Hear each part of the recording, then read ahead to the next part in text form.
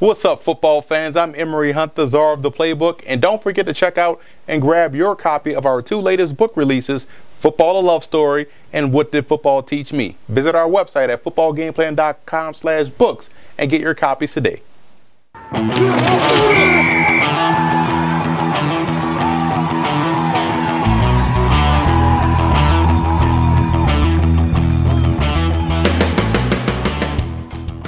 Starting with the Jets in this ball game, they have to play a physical game offensively. I think that's how they can wear down Miami. I think right now Miami's defense isn't playing aggressive enough within the front 7, and I think the Jets can't take full advantage of that with their ground game. And don't be afraid to press on the outside. What that does is causes Ryan Tannehill to hold the football a half a second longer, and that way that downward pressure can get back there and put him on the ground. And Ryan Fitzpatrick's efficiency will be important in this ball game. The Jets have to be able to sustain drives versus Miami. They still have a ton of talent offensively due to the Dolphins, and you don't want to give that offense more opportunities with the football.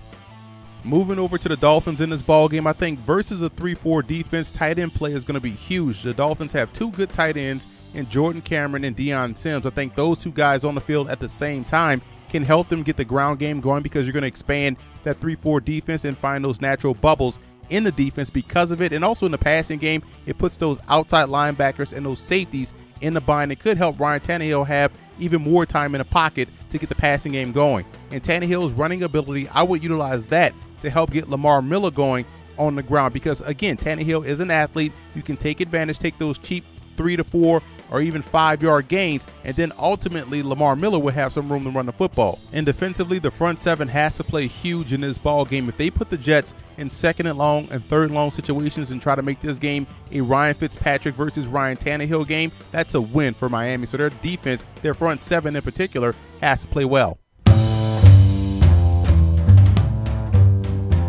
This week versus the Miami Dolphins, I look at the Jets being extra aggressive versus Ryan Tannehill and their offensive line, especially on 3rd and 7+. I'm going to show you one way they can apply pressure, showing pre-snap cover 2, but it's really cover 0, and they're getting speed on the edge. Show you what we're talking about here. You see what Ryan Tannehill sees before snap, pre-snap. He's seeing cover 2. He's seeing the corners off. He's seeing the safeties back. It even looks like cover 4, but essentially it's going to be cover 0. We're going to have these 2 safeties manned up on these slot wide receivers. We're taking a chance, but when you're playing a quarterback that has a propensity to hold the football a little bit too long, you can take risks like this in the secondary. So what we're going to do, we're going to have this 5 technique, cross over 2 gaps into the A gap. He's going to slant hard, inside shoulder of that A gap. We're going to have this nose tackle slant, weak side A gap. And what we're doing with these backers is going to get creative. We're going to have this inside backer cross the tackle, almost like a stunt, going inside that B gap there. So you got speed going, crashing hard down the B gap. We're going to have this backer here. He's going to drop hard, boom, weak side A gap. And what we're going to do with this tackle, we're going to do something creative, because again, it's about getting exotic and doing things to confuse a quarterback that will hold the football alone, that checks pressure first. So we're going to have him buzz, and he's going to drop back into the middle. Just something to give Ryan Tannehill to think about, something else to get him to think about something else. And what we're doing with this nickel, boom, he's coming off the edge. Backer's going to work up. Boom, he's going off the edge. Now, as these guys work up, Tannehill is going to think, okay, I have to get rid of the football quickly, which is why you drop the tackle back here in the middle. You're going to have these guys work up, and now they're manned up one-on-one on these slot receivers. You're manned up on the outside. It's cover 0. You've gotten 1, 2, 3, 4, 5, 6 people, 5 blocking 6. Maybe if they decide to keep the back in, but if it were me, I'll leak him out and throw the dump off to the back. But you have 6 on 6. Tannehill has to find the best matchup. You have 2 outstanding corners on the outside. He's going to have to take a chance with these safeties, but he's going to be throwing it around trash. And 9 times out of 10, one of these backers or the nickel back or whomever this guy may be, could be a backer or a corner, they're going to get there. That's why you want speed coming off the edge. Try to force him to make a quick decision, and now you have Cromartie, you have Revis. He's going to have to go in the slot where there's, again, a lot of trash. There's going to be a lot of bodies flying for him. So 9 times out of 10, this could end up as a sack. So this is one of the exotic ways the Jets can, I think, apply pressure this week against the Miami Dolphins passing game in 3rd and 7+.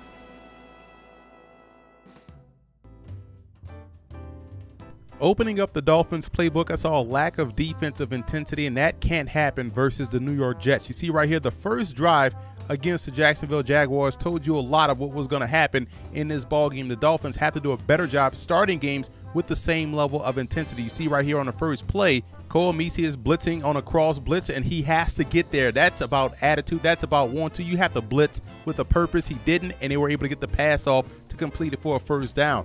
Next play, you see Cameron Wake right here on the outside. We have him spotlighted versus a tight end. This should never happen in the running game. A defensive end should not be able to kick out a tight end. A tight end should not be able to kick out a defensive end like that, especially one of the premier defensive ends in the NFL. Again, he may be injured because of the shoulder, but again, this can't happen. It's all about intensity. Let's move on to the next play.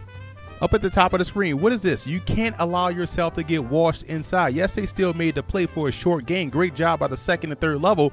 And I'm pretty sure the coaches went over this that week. But again, this is the type of intensity you want to see pick up versus a team like New York. Otherwise, they're going to try to run the football downhill against this Dolphins front throughout the course of this ball game. Let's move on 2 plays later.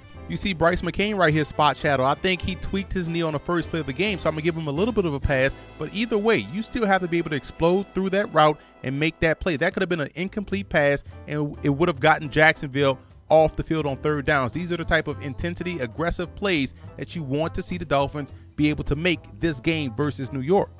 And finally, you're going to see here 2 missed effort opportunities for the Dolphins. Right there, number 1, the defensive tackle could have made the sack. And number 2, Walt Aikens got over there late when there wasn't anything threatening his area. So again, effort, intensity, the aggressiveness all has to pick up for the Miami Dolphins. We saw this 2 weeks ago versus Jacksonville. We saw it last week versus the Buffalo Bills. And if it doesn't pick up, you'll see it again versus the New York Jets. Dolphins, my X factor for the Jets is Chris Ivory. They need to get him going, allow him to gain yards, so this way they can control the time of possession battle, put together drives. The Dolphins are giving up around 43% conversion percentage on third down, so it's an opportunity for the Jets to keep things going. And this way they could pressure Ryan Tannehill into doing something that he doesn't want to do, and that's push the ball down the field. As far as the Dolphins are concerned, the thing that they need to do is really get Lamar Miller going. He's an explosive running back. There's no reason why he shouldn't see more carries to get more opportunities to develop those long runs that he's able to do. I mean, the guy is a really good athlete. Get him going on those stretch plays and things like that. They have to figure something out on offense, find that balance. I mean, Tannehill has 78 pass attempts. They've only rushed the ball 54 times. They need balance on offense. We've talked about it over and over again. Tannehill, not the guy to win you a game. As far as the score is concerned, I got the Jets 24-14. If I'm coaching the Jets, I have to put last week behind me. Get back to doing what we do best. Pressure the quarterback, pressure the quarterback, pressure the quarterback.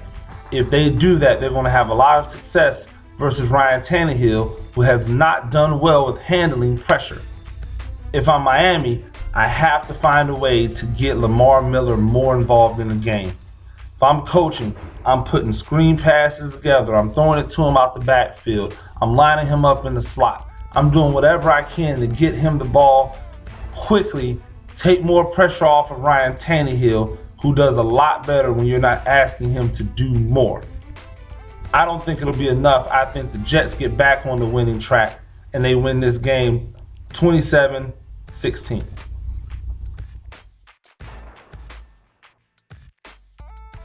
So I'm going to go with the start for the Dolphins is Ryan Tannehill. I don't have a lot of confidence in this one, but I know that he's going to be the one that makes things go. You've seen Ryan Tannehill be held to skelter, but he's got the physical tools to actually be a good fantasy quarterback. As far as a sit-em, Jarvis Landry. Reason being, we don't know what he's going to do as far as a target-catching receiver. Ryan Tannehill's been throwing the ball to Rashard Matthews and to other places, so until otherwise notified, Jarvis Landry has to be sacked. As far as a Jets start, I'm going to go with the start in the Jets D. They're going to rebound after last week's debacle against the Eagles. As far as a sit, don't drink the Kool-Aid. Do not trust it. Ryan Fitzpatrick is not the guy you want to start if you have, let's say, a Tom Brady who's on a bye this week.